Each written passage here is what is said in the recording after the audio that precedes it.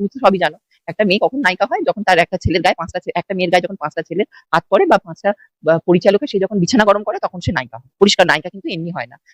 ওখানে ওখানে সব না যত নায়িকাগুলোকে নিয়ে সব তুলেছে, ঠিক আছে, সব নেত্রী আর সব দুটো চারটে করে বিয়ে, সব কটা তুমি দেখো, সব নেত্রীগুলো সব দেখো। এই যে রিসেন্ট ওনার একটা এমপি বুড়ো বয়সে দেখলাম বিয়ে করে আবার, হ্যাঁ মহুয়া মৈত্র, তাহলে বিয়ে করে আবার এরা আবার শুধু তাই না, এরা ঢাক ঢোল শুন, এরা আবার লোককে নিয়ে কেচ্ছা দেখায়, লোকের কেচ্ছাটা দেখে। মানে তোদের নিজেদের এত কেচ্ছা, তোরা আবার লোকের কেচ্ছা নিয়ে তো আলোচনা করিস কেন? সব থেকে বড় কথা, তাহলে এরা আবার ঢাক ঢোল পিটিয়ে আবার দেখাচ্ছে।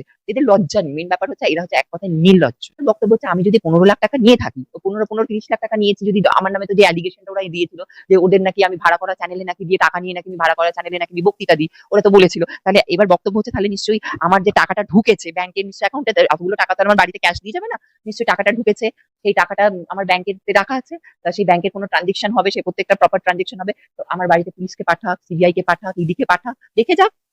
আমি তো সিম্পল বসে আছি, তাহলে তো আমি তো আছি, তাহলে পাঠিয়ে দেখিয়ে থাক না, আমি তো বসে আছি। কারণ আমি তো তাহলে আমাকে আমাকে অ্যারেস্ট করলো না কেন? আমাকে তো তাহলে মুখ্যমন্ত্রী তো উচিত ছিল, আমি এতগুলো টাকা ওদের থেকে নিয়েছি যখন ওদের কাছে রিপোর্ট আছে, তা আমাকে তো আগে অ্যারেস্ট